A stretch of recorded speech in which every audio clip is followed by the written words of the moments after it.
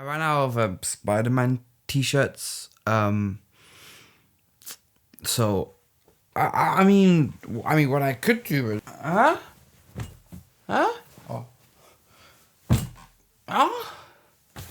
we will just ignore that. Got my little bed sheet here. Just there we go. Isn't that nice? Yo, we look at my guys' big rears. And initially, I was very concerned with making this video because Spider-Man 3, the movie, was okay. I wouldn't say it was a bad game. I would just say it's a mess. Okay, so think of it like this, right? Oh, there's a fly in the room. Okay, so think of it like this, right? Let's say you have an artist. I probably can't use that one anymore. Let's say you have an artist. I'm gonna get cancelled for that one. Okay, go. You have an artist who has a vision, a plan in motion to create something that he is very passionate about. And then the higher ups go, the fans don't want this. The fans want this. And the artist is like, okay, fine, we'll add this, but I still want this. And I also wanted to end the story with this. And I still kind of want to resolve issues with this. And then have this. It's a bit of a mess. And the movie tie-in for Spider-Man 3 is a mess.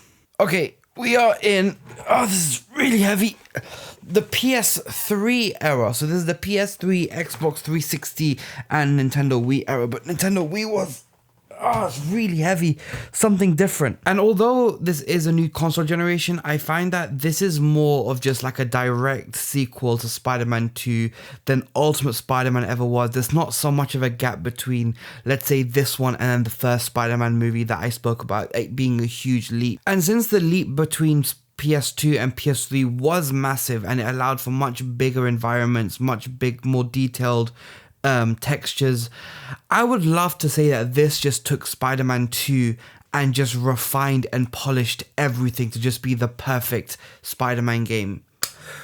But it's not. And let's get into that. But let's talk about the traversal. Mainly the swinging.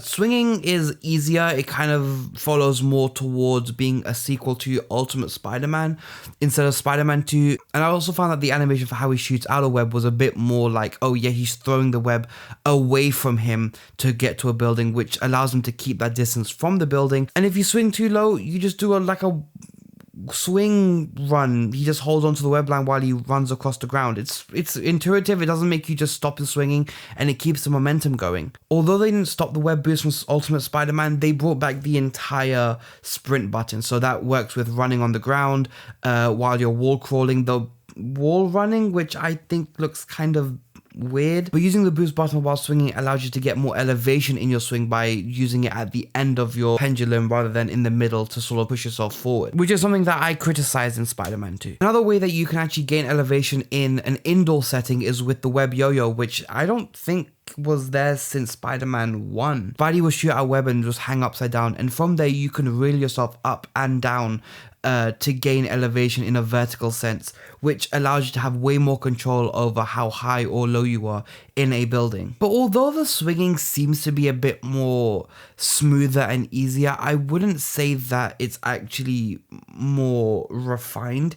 Just some small things like the double jumping or the way you can glide down a wall is just a bit more stiffer and clunkier, and I don't know why it's even worse than what was in Spider-Man 2. This is the same development team. I don't get it. And look, I wish I could say more about the traversal in this game. I really can't. What I would say is that it's amazingly fine. Like, it's fine.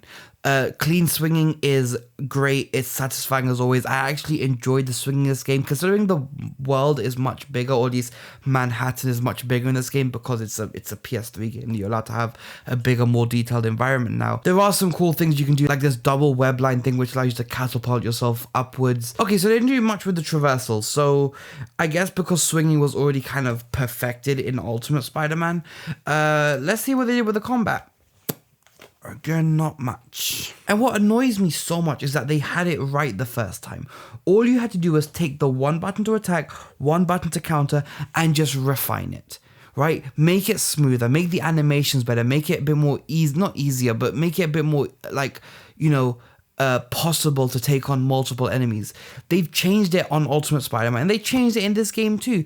And I would even go so far as to say that Spider-Man 1 had the best combat style out of all of these games, because it was just a refining of what Vicarious Visions and Neversoft did before them. It was a perfect trilogy of just getting the combat system correctly.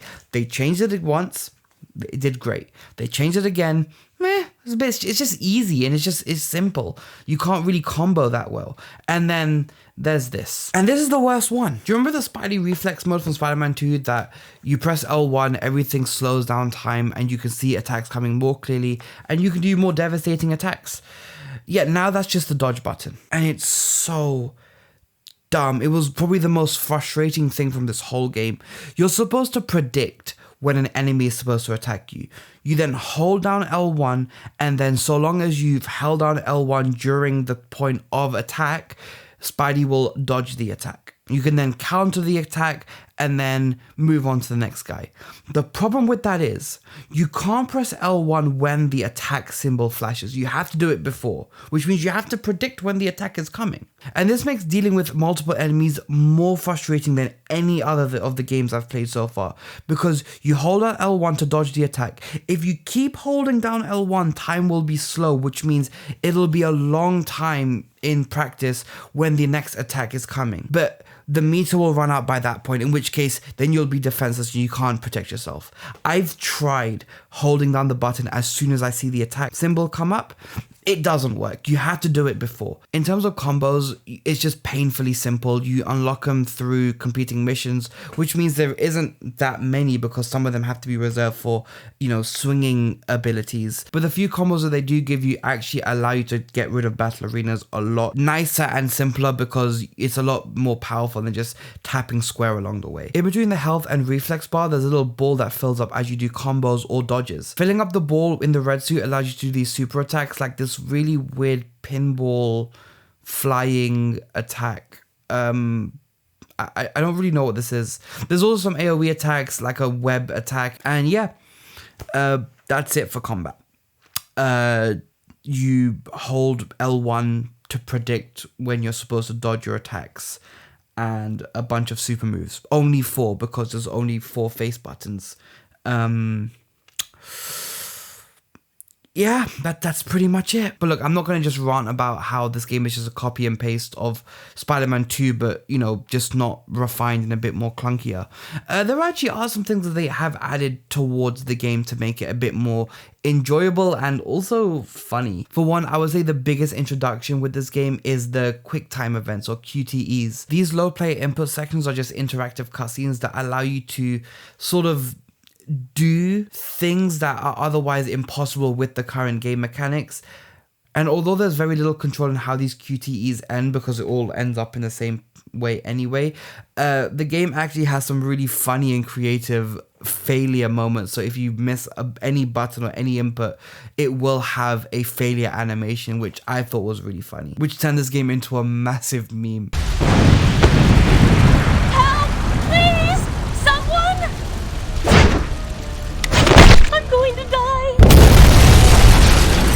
And because I have to do it once per game, Batman Arkham completely copied the detective vision from this game with the Spider Sense vision. When you press R3, everything goes into sort of like low saturation mode. Any sort of point of interest or even enemies are highlighted through buildings, floors, the ceiling.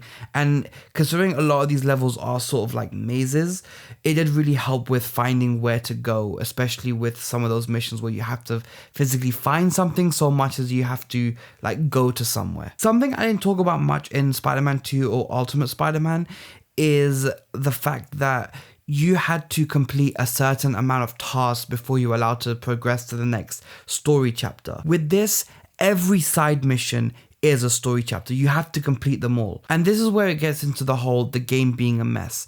The game has Sandman. You have Harry Osborn, which only shows up twice in the whole game. Once, which is just a QTE event, and then once at the end of the game. The game has Venom, which I thought looks really good in this game, because in the movie he was really skinny and not that really antagonizing, where in this he's much chunkier and just really bolo, and it just looks a way more scarier than in the movie. But along with that, you have Scorpion, who, this is not the same Scorpion from Spider-Man 1. This is a completely new Scorpion with, you know, a new look and a new origin story. Spidey just meets him for the first time, and he's actually not a bad guy. He's a good guy who Spidey's trying to help. You also have Rhino, who's not the same Rhino from Spider-Man 2 or the same Rhino from Ultimate Spider-Man. This is a completely different Rhino with his own origin story. You meet him for the first time. You have Dr. Connors, who's the Lizard, who has probably the only one that kind of sort of makes sense in this story, because Peter would go to Dr. Connors to help with the symbiote thing, and it's his teacher and it's very close to him. There are also the various gangs in the game which you have to complete their story arcs. There's the Mad Bomber, who's trying to plant bombs around the city for no reason, just because he's angry. There's the Arsenic Candy Girls, who are just basically a bunch of goth girls who are trying to plant bombs inside teddy bears for no reason, just for funnies. There's the Apocalypse Gang, which is a bunch of punk guys who carry around street signs who want to plant bombs in various locations because, I don't know, apocalypse. Then there's the Dragon Tail Gang, which is a bunch of kung fu guys who they're trying to steal a Chinese statue. I don't know. I wasn't paying attention, okay? And the reason that I'm upset is because all these gang missions could have been side quests. It would have been great side quests because the missions are actually really well done, and it would have given people an incentive to do the side missions. You're playing this game throughout, and the gangs take up the majority of the campaign time. And once you've dealt with all the gangs, you find out that Wilson Fisk, oh yeah, Wilson Fisk is in the game, the Kingpin. He's then hires them all to, I don't even know, work for him? I honestly, I don't know, and I don't care, because it wasn't that interesting. Dr. Connors' story, pretty interesting. He's a Spider-Man villain. Scorpion, okay, cool. He's still a Spider-Man villain. It's a new story. Fine, I can deal with it. You have Rhino, which is, you know, good. Another Spider-Man villain. Okay, it's not the same Rhino, but, you know, you can keep it going. As well as 4 other gangs, and then Wilson Fisk to be like, okay, cool, yeah, so this is connected to Marvel in some way. I don't care. I don't care. Okay, so let's talk about the most headlining feature of the movie and the game, and the reason why I think this movie became such a mess. Let's talk about the black suit. Now, like I mentioned earlier, Sony forced Sam Raimi to put symbiote and Venom in the movie. He didn't initially want it because he knew nothing about the symbiote. He knew nothing about Venom. He really wanted to make a movie just about Sandman, his finishing off that relationship between him, Mary Jane, and New Goblin. But we got the black suit, and I'm pretty sure they did it just so they can sell some black Spider-Man toys. This happens slap bang in the middle of the game also. As Peter's sleeping, the symbiote sort of engulfs him, which gives him this sick black suit variant of his regular costume. It doesn't change the textures, it doesn't change anything. It's sort of as if the black suit sort of just coats his regular suit in this black finish, and it looks so good. And as you know, the black suit gives Peter more strength and makes him more aggressive, and this is shown off right in the first level. The first level with the black suit has you fighting Sandman as he goes into a train station. This is the first time Sandman's been mentioned at all. It doesn't mention his relationship with Uncle Ben or how it links to Peter, but it's a good way of showing off Peter's new strength and heightened aggression that comes from the suit. You notice this with the punches hitting harder, but also the combo moves have been changed slightly to be a bit more vicious and aggressive. And the special move meter with the red suit has been replaced with a rage meter, which when filled up, you go into this rage mode which has this like red aura going around you. This can make your attacks hit even harder, and then those super moves that you do are way more explosive. You can also notice through things like the QTE events and the cutscenes that Peter's way more aggressive and hard. Like, you could literally push Sandman's face into the side of a train and watch his face sort of like cut in half, which is crazy to think about because these games are sort of like not targeted, but like for like a very young audience, a young teenager. But I guess because there's no blood, he's made of sand, it's allowed to happen, and it's a really great villain to show off this sort of level of aggression. Once you get the black suit, you're stuck with it until the very end of the game, and after all I've mentioned, they've added another enemy to the game. That's Kraven the Hunter. Kraven is pinnacle to the black suit story arc in the comics and even in the cartoon, and look, it's great to have him in the game, but when you already have Venom, Sandman, New Goblin, Arsenic Candy, Mad Bomber, Dragon Tail, Apocalypse, Kingpin, Lizard, Scorpion, Rhino, and then Kraven makes the 12th main enemy in this game. The movie flopped because it had 3 villains, and now you have 12 main villains. Come on, man. Do you see what I mean when I say this game is a bit of a mess? And look, playing as the Black Suit is okay. It doesn't make the game any easier, which I guess is not a bad thing, but it doesn't feel so much different from the Red Suit other than when you go into rage mode and you can do those explosive super attacks. But the one saving grace is that the Black Suit makes Peter so incredibly funny. Now I'm angry. Give me a break. Like I'm gonna take crap from a walking beach? Eat train.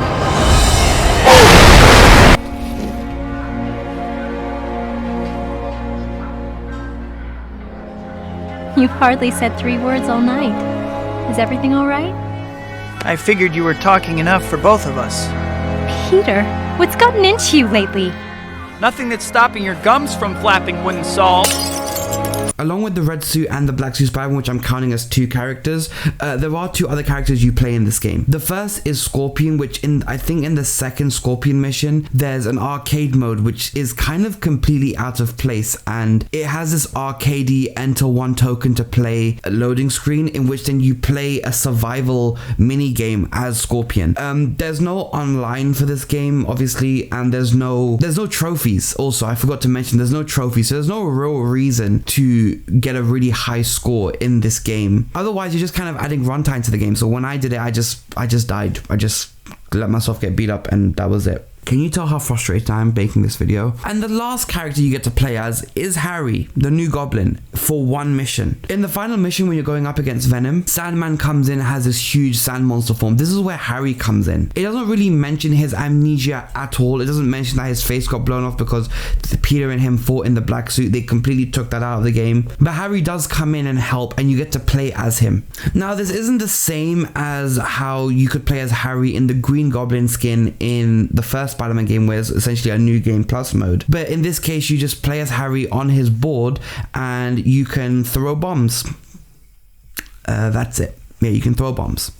You can throw cluster bombs, you can throw the regular bombs, and I think you can throw those razor bats, but against the Sandman, there's really no point in using him. So I spent the whole time as Harry just moving to the side slightly, throwing a bomb, moving to the side slightly, throwing a bomb, throwing a bomb, throwing a bomb, and I did that for like, I haven't checked how long I was on this, but I'm pretty sure it was for like 20 minutes. He then helps Peter with Venom, and Venom does, I don't know what this move is, but it looks kind of cool. But they don't really mention him ever again. They don't mention that he died. They don't mention him at the end of the game. It's sort of just like, oh, yeah, Harry helped.